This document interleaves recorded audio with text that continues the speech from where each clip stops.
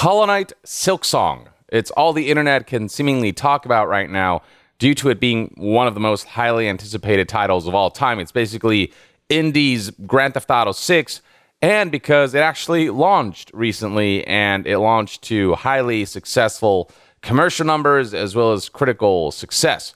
So you can see right here the all-time peak as of 2 days ago, 587,150 players.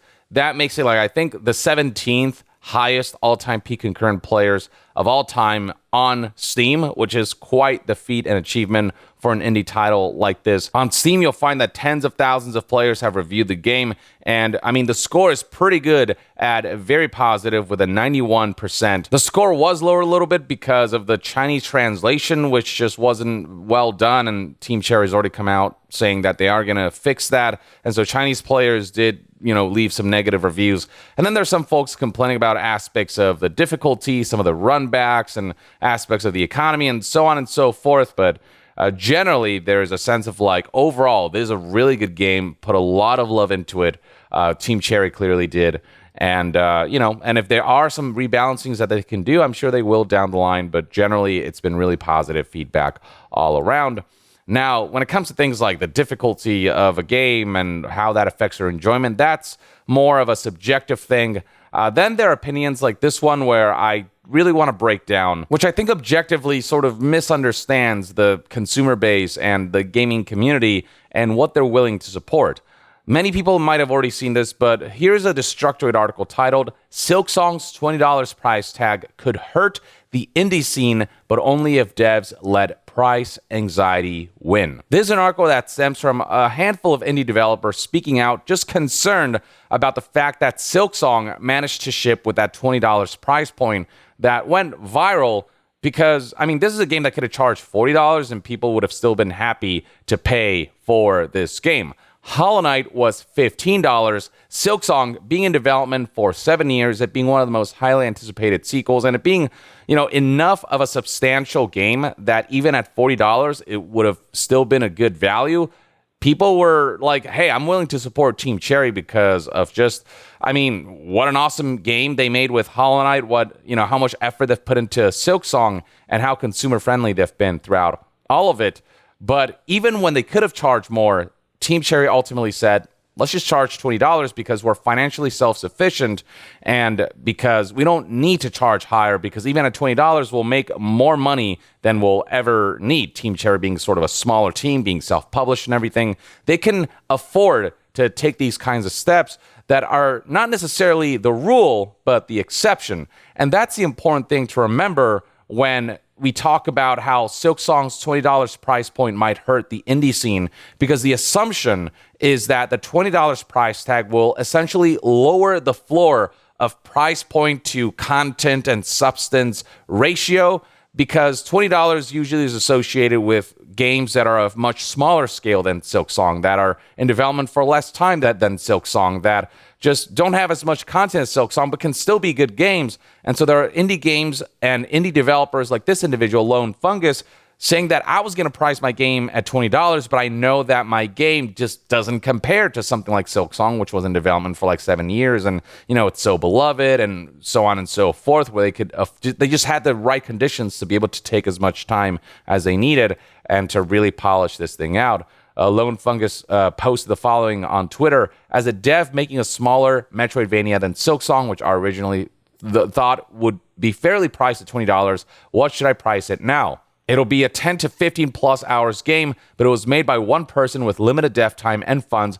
I can't afford to give it away for free. And look, I get it. Being an indie developer who is lesser known, it is a valid question. It is a concern that I understand why it might have been raised, but I don't believe that because of Silksong's launch, the entire gaming community will be like, all right, for $20, we expect every game to be like Silksong, because that's just plain and simply unreasonable. Every game has its trajectory. Every game has its story. Every game has its purpose and intention. And ultimately, for $20, there's a lot of flexibility in what you can do, as long as what you ultimately deliver in the final product is of good quality and there's a decent amount of gameplay. 10 to 15 hours long for $20 sounds pretty good to me, as long as those 10 to 15 hours are of good quality, or, good enough quality, and, ultimately offer a compelling enough experience. And you can tell that, love and effort was put into it. Then at that price point, people are willing to take that risk, that leap of faith, shelling out $20, which is an affordable price point. And so look, scrolling down, you'll find people saying things like, you can price it as you want. I will buy it. Good luck.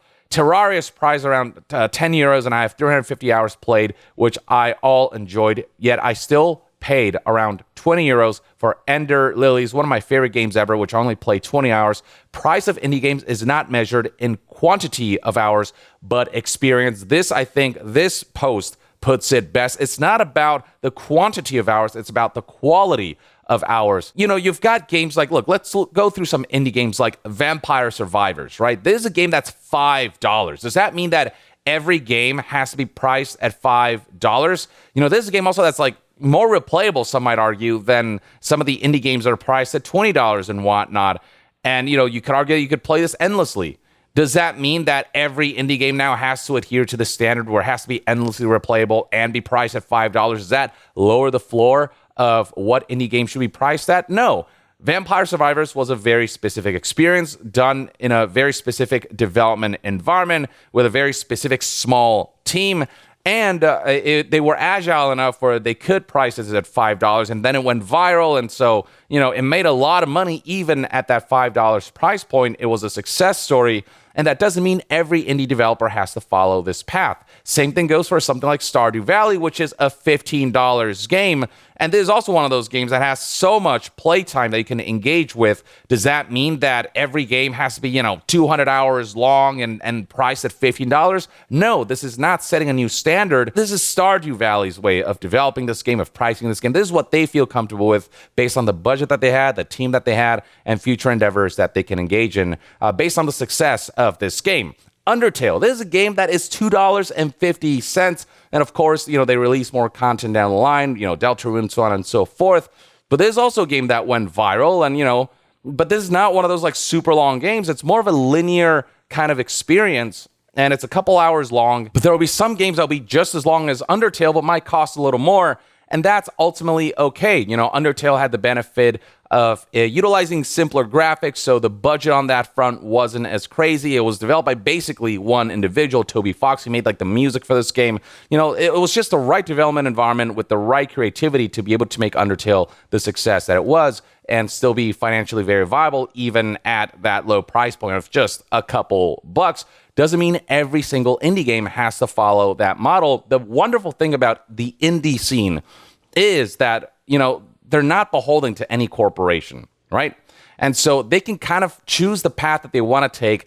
Ultimately, as long as the final product is stellar and it is an unforgettable experience and, it thinks outside the box and it does something unique and people love it, regardless of the number of hours and whatever, you can kind of be flexible with your pricing. People want to support you because they understand that your circumstances are different from that of a mega corporation. I mean, let's talk about Balatro and the way it's $15. I mean, you're just kind of essentially sorting through cards is what it is and playing poker hands with some modifiers.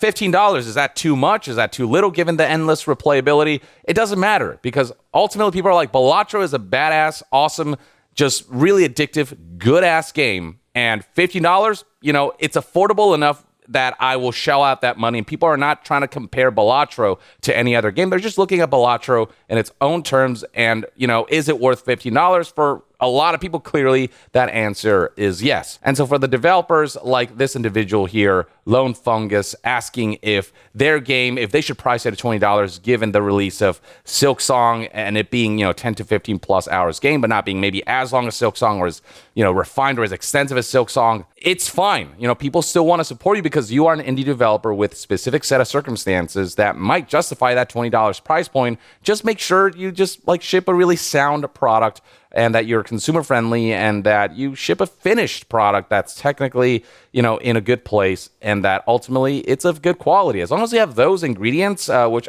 honestly, obviously easier said than done. But as long as you have that, if you just ship something that is a good product, $20 is something people are generally willing to pay for, and they're not going to compare it to other $20 products. With Team Cherry, it's just a very unique situation.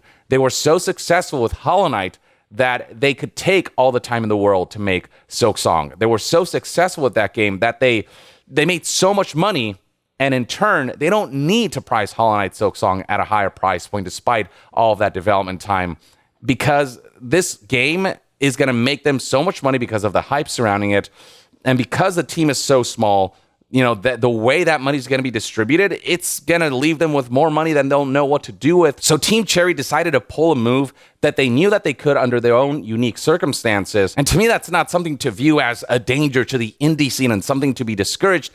If you can't afford to be more consumer friendly than you need to be, than you have any right to be, then go for it and garner that goodwill. If that's something you can afford to do, why not? That's commendable. That is respectable, and not something to paint as a negative thing for the rest, because this is not setting the standard. This is just like when there's an exception that can lead to even more consumer friendliness than the norm, then sure, let's have those. But for every other developer that's still up and coming, there are more risks associated with the games that they're developing. They need to go for a more standard model, and that's perfectly okay. Those kinds of games, as long as they're good, as long as they offer decent enough value and quality versus price ratio, it will be okay. Here's another indie developer, RJ here, talking about Silksong's price point and his concerns about its $20 price point and how the indie scene would have been better off if the game was priced at $40. Again, Silksong could have been priced at $40 and it would have been able to get away with it. But the fact that they chose not to, I think, is worthy of praise, and I don't personally agree with this take. I understand why the concern is there when you're an indie developer who's putting a lot into a product, and then there's all these factors that might impact the sale of your product. Of course, it's worth asking these questions, but I genuinely don't believe that Silksong will set the norm of like $20 games having to be, having to be like Silksong. So RJ says Silksong honestly should cost $40, and I'm not even joking. I won't go so far as to say it's bad. It doesn't, but it will have effects, and not all of those effects are good. Like, I'm personally glad it's so cheap for me personally. It makes picking it up a no-brainer. The problem is that the gamer is a creature very bad at knowing why things cost what they do. Millions of people will probably buy Silksong on day one, and it was a game that had a very low budget because the budget is these devs worked on it without direct pay for however long they wanted to do that. It had these devs are independently wealthy budget of effectively $0. They can price however low they want. As a result, the return on investment is infinite no matter what they do. But by charging such a low amount, they're causing lizard brain signals to fire off saying this kind of game is worth $20. You should expect this game for $20 or every game to be like Silksong for $20. If enough of those lizard brain signals fire, some kinds of games with actual budgets to pay people who need to live are going to get priced out of existence unless they can get the kind of organic groundswell you can't plan for. And look, I get it. There are some people out there who might get that lizard brain thing of like, oh, well, if Silksong is $20, then every game should be like Silksong that are priced at $20.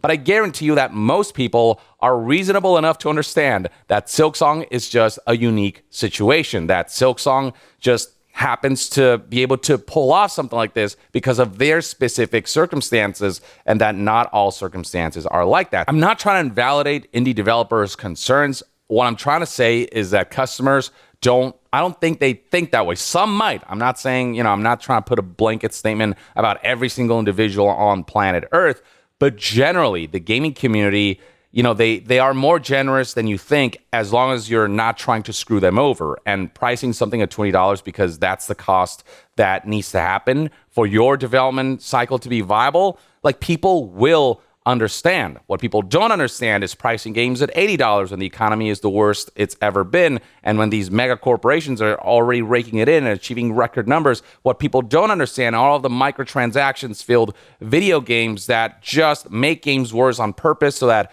in order to make the experience better, to accelerate certain things, to be at a good pace, you have to pay money in order to make that gameplay experience viable, so on and so forth. What Silksong to me represents isn't the standard that all indie games should be based off of. What it represents is an indie development studio that became really successful and could have pushed for more. They could have said, this is not enough, we can have more money. But they chose not to. They chose to have enough money, hell, more than enough money. They chose to use their success to give back to the customers and to make their game cheaper than it needed to be. To me, it's the level of consideration that Team Cherry had with their unique circumstances as an indie developer and them delivering a value that they didn't need to deliver at that level. They didn't need to go that hard with how cheap Silksong was, but they did anyway, because they're in the position that they can do so, and because they are not taking the path of greed, and they understand that goodwill and loyalty and, having the support of communities who genuinely want to support you because you've done right by that community, that is way more important than short-term gains. That is way more important than short-term profits. And that kind of understanding and that level of consideration and just kind of having a moral compass at all, which is something we don't see in the AAA landscape a lot from, game publishers or development studios who are beholden to executives, that to me is the real value of Silksong. It's the restraint. It's the not pushing for more greed. It's the complete opposite. It's saying, hey, we can afford to hold back on how much money we need to make and give accessibility, financial accessibility to this game by making it way cheaper than it has any right to be. The willingness to do that is just inherently good. And that to me is why Silksong and that price point is such a special, momentous occasion for video games, because it does inspire this thing of you can be morally good. You can not be a piece of shit and not have to, milk customers of every dollar that you want to milk them out of and still be successful. That's the story here. Any game that can follow this model, no matter what, where in the spectrum they sit of budget and AAA, AA, how many A's there are in your game, just that level of restraint of respecting customers and showing that kind of grace. That is the magic of Silksong and what's going on here. But with Silksong, again, it's ultimately the exception, not the rule. And you look at all of the different forums and all of the social media where people are talking about this, and there's a general agreement that Silksong is an exception. Charge $20 if you want. If it's around 10 to 15 hours long, $10 to $15 is a good price, to be honest. Or if those 10 to 15 hours are awesome 10 to 15 hours, then $20 even is a good price point. So there's a general support for indie developers to charge whatever they want to charge, as long as it's reasonable enough within the quality and scope that they're pursuing. Generally, indie devs, you'll be fine charging $20 for your games, even if they're smaller in scale, smaller in scope and ambition than Silksong. Silksong is just a very special kind of situation. And that, folks, is one man's take. Let me know in the comments below what your thoughts and opinions are on this whole discussion surrounding Silksong and its price point and its potential impact on the indie scene as far as pricing is concerned. As long as the experience is good, I think it'll be okay. But that's my take. Share your thoughts in the comments below. And to be further updated on all things gaming news, reviews, and discussions, stay tuned right here on Young Yeah. I'll see you guys next time. Young out.